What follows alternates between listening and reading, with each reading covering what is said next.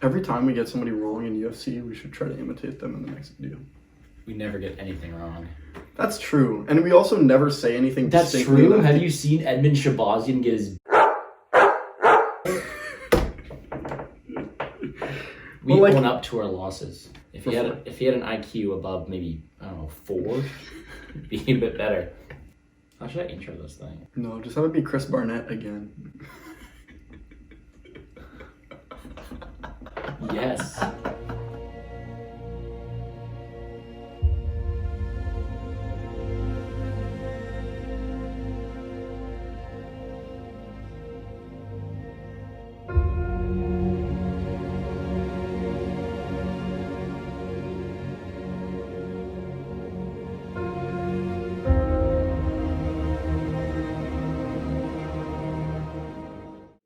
Hey everybody, welcome back to the Plays and Fades YouTube channel. I'm your host, Gordo Gamble, joined by this beauty of a man here, Keyroad, and it's Blessed Express speak, baby. Max Holloway, fighting again. Nothing more you can ask for. I'm a huge Holloway fan, we'll get into that later. But he's coming back after January 15th of this year, putting on an absolute clinic, shattering records, and absolutely killing it. Now, talk about that later. First of all, how was your weekend, man? An absolute great slate of fights.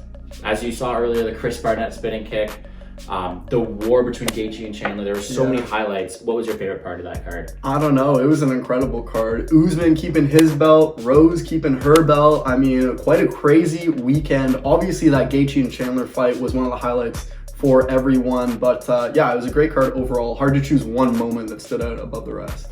Well, unfortunately for us, we're taking a huge step down level this week. And to be completely honest, this is one of my least favorite DraftKings slates I have ever seen. But let's get her started. We mentioned it a bit earlier. The core play this week is going to be the most expensive fighter, and the most expensive fighter for a good reason, Max Blessed Holloway.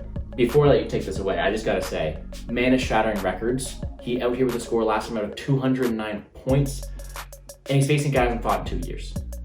Take it away.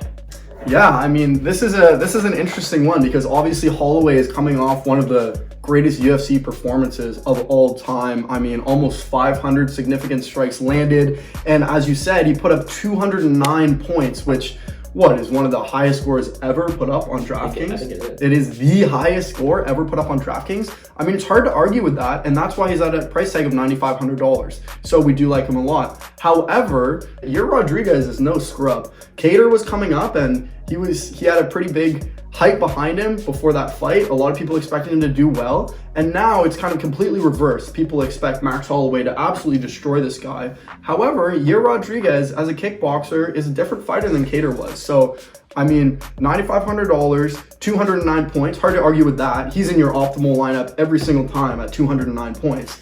But he is your lineup. Yeah, he is your lineup. But at the same time, you can't completely underestimate Yair Rodriguez, especially with such a low price tag of $6,700.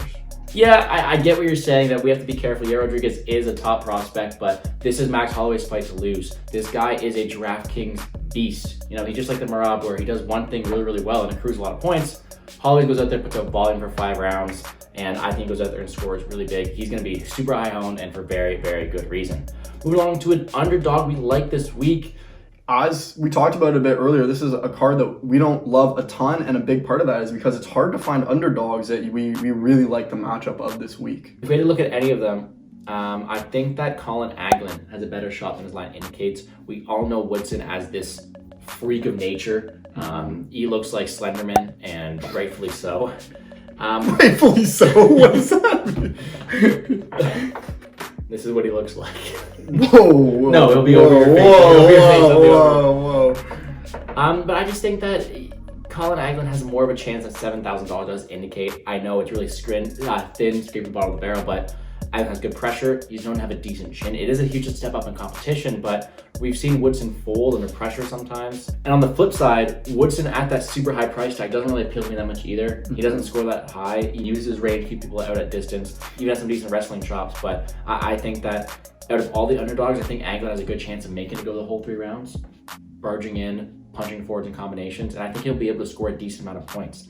If we want to look at an underdog who I think has a decent chance of winning, though, is going to be someone like Julio Arce. Now, Julio Arce is one of the better kickboxers in the division. Super crisp, technical, on the feet, very good stand-up, and he does struggle with that wrestling. The good thing for him, though, is the man, the myth, the legend, Song Yadong, isn't one who actively goes out there and looks for takedowns. He does have some decent wrestling chops, as Casey Kenny knows best, but it's one of these ones where he's probably given that stand-up fight that I do think Arce could win it. Yeah, Arce will have the better chance on the feet too, so I think he's better technically. I think he's got better combinations. I think he's able to win minutes on the feet. I think he's able to score very well if that does happen. The only risk of that is if Song Yadong wants to revert to the wrestling, it may be a bit grimy. When it comes to a favorite you want to pay up for, someone in that mid-price range, I'm liking Thiago Moises, price tag of $9K flat. Tell us why you think he's going to win this weekend. Yeah, Moises, obviously pretty high price tag up there at $9,000, but he's facing a guy in Joel Alvarez that we don't think really has a clear path to win this fight.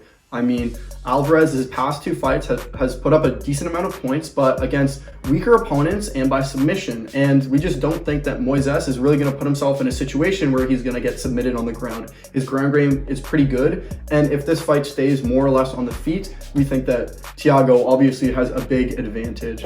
He's the likelihood that he gets knocked out by Alvarez is pretty low, given that his boxing ability is definitely better. So the only person that Moises has ever been submitted by is Makhachev, and Joel Alvarez is not Makhachev. So we definitely think he's going to win this fight, with Alvarez just not really having a path to victory. I mean, Alvarez has an 100% finish rate. Good for him. But he's facing a guy who's only ever been finished by Islam Makhachev. Thiago Moises is a tough customer who's taking a step down in competition, while Joel Alvarez is taking a huge step up. We think that Moises will be able to win the minutes on the feet and overall win the fight, and I don't think that Alvarez is going to be able to submit him like he had his last 2 opponents.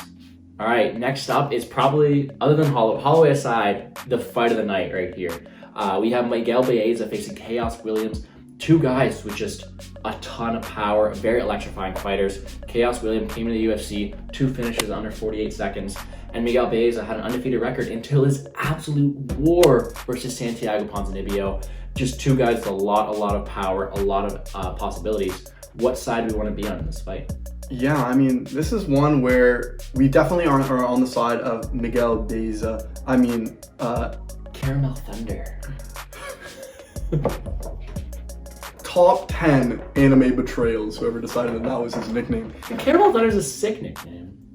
What does it mean? Anyway. He's caramel skin and he brings the thunder. Is Chaos his nickname? Chaos? Yeah, Chaos. Yeah, of course it is, yeah. That might be worse, honestly. No, nickname. The Ox Fighter? Has he ever gone by that? Okay, that's the sickest thing. No. The Cuban Missile Crisis is his nickname in the UFC. Okay, restarting what I said. Oh, yeah. Fighter nickname, None. Colin None Aglin. If we were to pick one side of this fight, it would definitely be the side of Miguel Beza. I mean, obviously he's the favorite in this fight, price tag of $8,500 versus $7,700 on Williams' side. So he's favored, and we think that definitely makes sense. I mean, on the ground, both of these guys have a lot of power, but especially Williams, that's kind of the biggest component of his fight game, is that big power and relying on getting a knockout, which means that if he doesn't do that, we think that Miguel has him covered basically in every other aspect of the fight. However, at the same time, if Williams does get that knockout, obviously he's going to score big, and especially on a card without a lot of underdogs that we like, we're definitely going to have some ownership on this Williams side, because he could score big and end up in that optimal lineup if he does get that knockout. But do we think that's likely? Not necessarily. So we'll definitely have more ownership on the side of Beza, but both these guys are potential fighters you could throw in the lineup this week. Yeah, we're definitely edging towards the Beza side. Great counters, great leg kicks, and I do think he has the advantage on the ground as well. Like in there at $8,500, I do want some ownership on this fight. Another fight that's flying under the radar at all, and to a lot of people, it's a very disappointing fight, but I love my girl Felicia Spencer. She absolutely bit me in the ass. I don't know if I can say that. She didn't do justice to me last time out. I undervalued Norma Dumont, came back to haunt me.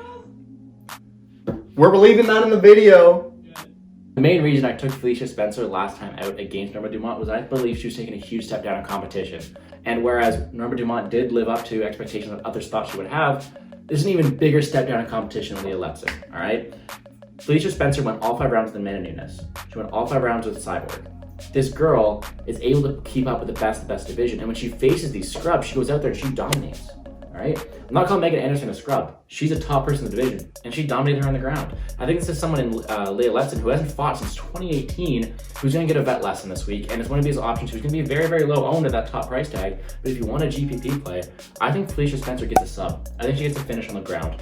Last time out, she wasn't able to implement that wrestling, and that cost her. When she was able to get it going, she was winning the minutes, right? So I do think Felicia Spencer goes back to her wrestling, goes back to her ground game, and just absolutely demolishes Leah Letson on the ground, reminding everyone why she used to be a top 5 in the division. All right, moving right along to one of my favorite plays in the entire slate is going to be Da Un Jung facing Kennedy Nchekwu. Da Un Jung sending out a price tag of 8.3K. Tell us why we like him this week.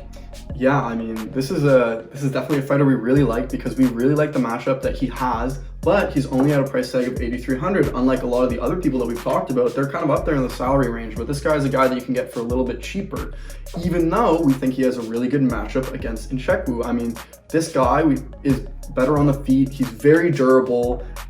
His output is great. His power is fantastic.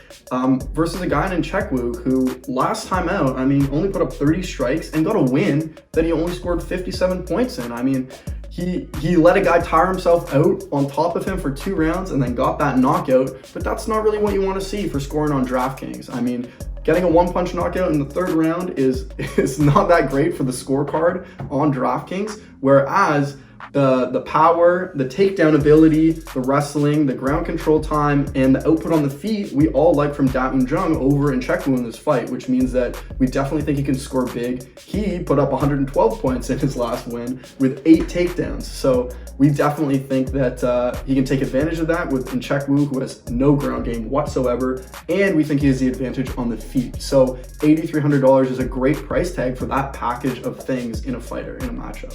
Yeah, Nchekwu is one of these guys who he's won his last 2 fights by letting his opponents gas out. All right, if you watch that last fight, why? No. If you watch that last fight, he let Danilo Marcos on his back for 10 minutes. Standing up straight, leg against the fence, 10 minutes of back control. Da Un Jung is not an idiot. He will definitely capitalize on that more than Danilo Marcos is. I'm not saying Marcos is an idiot, I'm just saying he didn't have really good fight IQ in that fight. I think Da Un Jung is going to not just sit in the back and be able to take him down, get some control time there. And when it comes to a stand-up matchup, which is what Kennedy wants, I still think Da Un Jung has the advantage there as well. So, liking him a lot, $8,300, loving him this week. And that's going to probably do it. It's a really questionable card. We only have 11 fights, and a lot of them that we're just not very certain on. Max Holloway up top, absolutely loving him. Beza, Da Un Jung, Spencer, Moises. Those are 5 guys we love. Anglin in the bottom, he's not bad either. If you want to look at somebody else who may have a better shot, I mean, Courtney Casey is famous because she always goes to split decision and she's not very credible. Maybe Liana Jojua is going to be able to take advantage of that. I don't know. I wouldn't bank on it.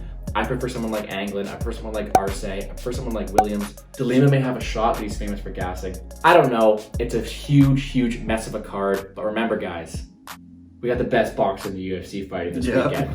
So, if you guys have any more questions, make sure to check me out on Twitter at GordoGambles, at PlaceFades. Make sure you guys like the video, subscribe to the channel, and check out our NFL video where I get memed on for my team losing pretty badly. So have a good one, guys, and let's make some money. Ding!